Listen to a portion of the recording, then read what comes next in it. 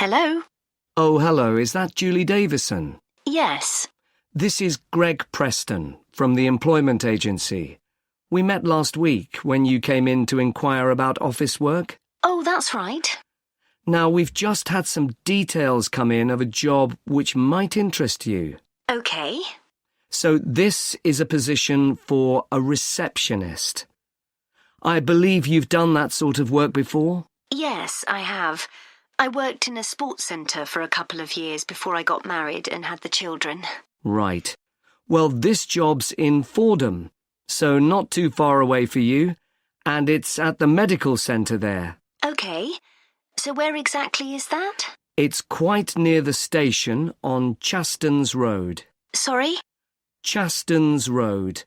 That's CHASTONS.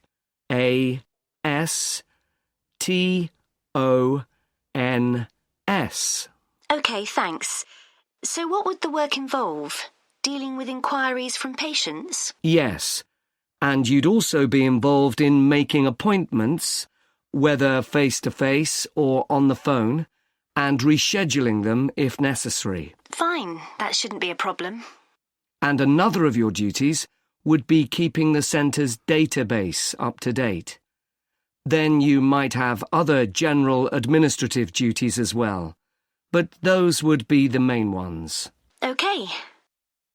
Now, when the details came in, I immediately thought of you because one thing they do require is someone with experience. And you did mention your work at the sports centre when you came in to see us. Yes, in fact, I enjoyed that job. Is there anything else they're looking for? Well, they say it's quite a high-pressure environment. They're always very busy, and patients are often under stress.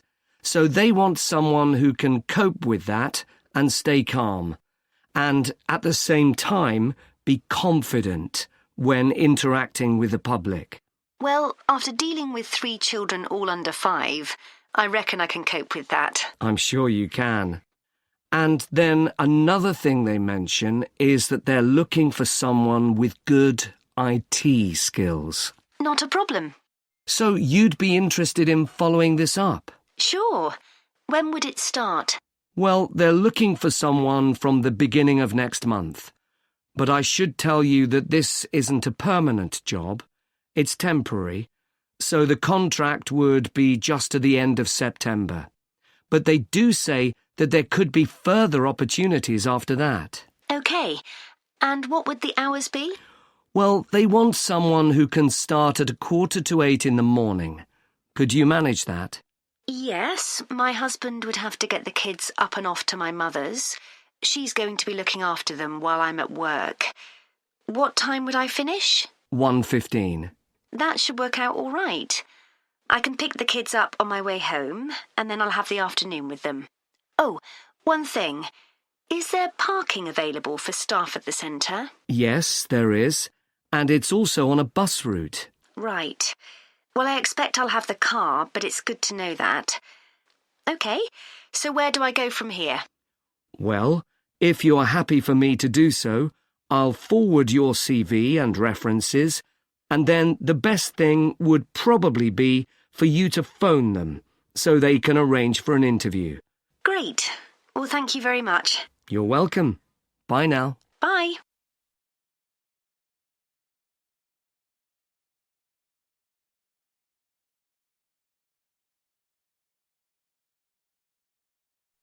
Good morning, everyone, and welcome to the Museum of Farming Life. I understand it's your first visit here, so I'd like to give you some background information about the museum and then explain a little about what you can see during your visit. So, where we're standing at the moment is the entrance to a large building that was constructed in 1880 as the home of a local businessman, Alfred Palmer, of the Palmer Biscuit Factory. It was later sold and became a hall of residence for students in 1911 and a museum in 1951. In 2005, a modern extension was built to accommodate the museum's collections. The museum's owned by the university, and apart from 2 rooms that are our offices, the university uses the main part of the building. You may see students going into the building for lessons, but it's not open to museum visitors, I'm afraid. It's a shame because the interior architectural features are outstanding, especially the room that used to be the library. Luckily, we've managed to keep entry to the museum free. This includes access to all the galleries, outdoor areas, and the rooms for special exhibitions. We run activities for children and students, such as the Museum Club, for which there's no charge. We do have a donation box just over there, so feel free to give whatever amount you consider appropriate. We do have a cloakroom if you'd like to leave your coats and bags somewhere. Unlike other museums, photography is allowed here, so you might like to keep your cameras with you. You might be more comfortable not carrying around heavy rucksacks, though keep your coats and jackets on as it's quite cold in the museum garden today. I'd like to tell you about the different areas of the museum.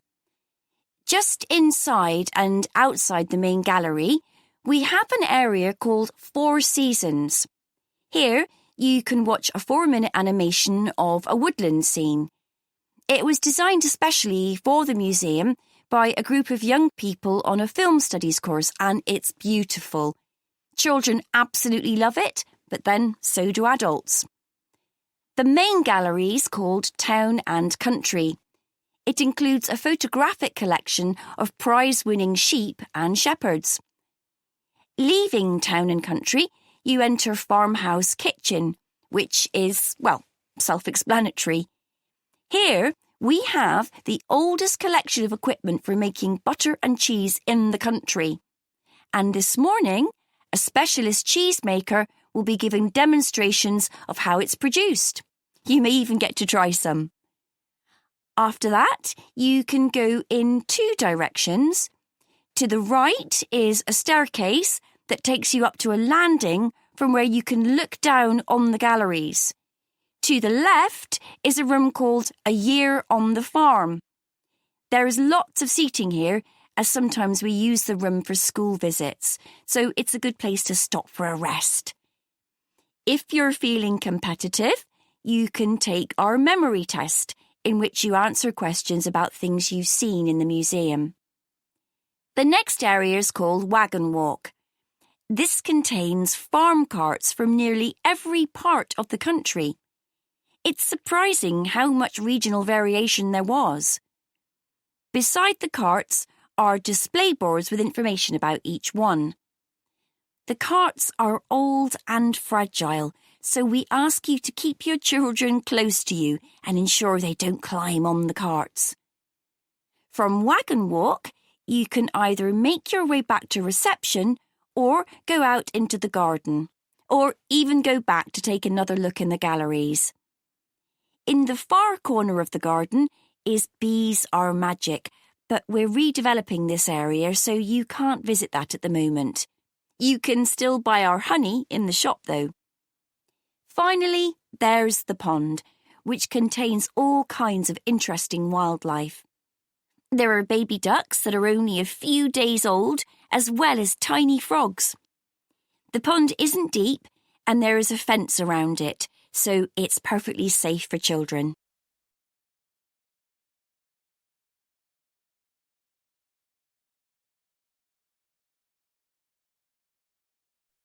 So now I want you to discuss the lesson we've just been watching on the video and think about the ways in which origami can be a useful educational tool. Can you all work with the person sitting next to you? I had no idea that such a simple thing like folding squares of paper to make the shape of something like a bird could be such an amazing tool. It's made me see origami in a whole new light. I know. It was interesting to see the educational skills the children were developing by doing origami. On the video, you could see them really listening hard to make sure they did all the steps in the right order to make the bird. That's right. In this lesson, they were working individually, but it would also be interesting to see if the children could work out how to make something simple without being given any direction. That would help with building teamwork as well. Yes, but much more of a challenge. One thing that really stood out for me was that the children were all having fun while being taught something new. Which is a key aim of any lesson with this age group. And although these kids had no problems with folding the paper, with younger children you could do origami to help practice fine motor skills. Absolutely. Shall we talk about the individual children we saw on the video? I wrote all their names down and took some notes. Yes, I did too. Okay, good. Let's start with Sid. He was interesting because before they started doing the origami, he was being quite disruptive. Yes, he really benefited from having to use his hands. It helped him to settle down and start concentrating. Yes, I noticed that too. What about Jack? I noticed he seemed to want to work things out for himself. You could see him trying out different things rather than asking the teacher for help. What did you make of Naomi? She seemed to be losing interest at one point, but then she decided she wanted her mouse to be the best, and that motivated her to try harder. She didn't seem satisfied with hers in the end, though. No. Anya was such a star. She listened so carefully and then produced the perfect bird with very little effort. I think the teacher could have increased the level of difficulty for her. Maybe. I think it was the first time Zara had come across origami. She looked as if she didn't really get what was going on. She seemed unsure about what she was supposed to do, but in the end, hers didn't turn out too badly. Yeah, I'm sure it was a positive learning experience for her.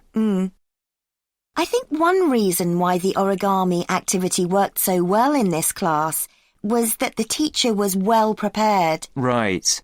I think it would have taken me ages to prepare examples showing each of the steps involved in making the bird, but that was a really good idea. The children could see what they were aiming for, and much better for them to be able to hold something rather than just looking at pictures. Those physical examples supported her verbal explanations really well. It's strange that origami isn't used more widely. Why do you think that is? Well, teachers may just feel it's not that appealing to children who are used to doing everything on computers, especially boys, even if they're aware of the benefits. Oh, I don't know. It's no different to any other craft activity. I bet it's because so many teachers are clumsy like me. That's true. Too much effort required if you're not good with your hands. Well, anyway, I think we should try it out in our maths teaching practice with Year 3. I can see using origami is a really engaging way of reinforcing children's knowledge of geometric shapes, like they were doing in the video. But I think it would also work really well for presenting fractions, which is coming up soon. Good idea. That's something most of the kids in that class might struggle with. Origami would also be good practice for using symmetry, but I think they did that last term. OK, well, let's try and get some ideas together and plan the lesson next week. OK, if you could all...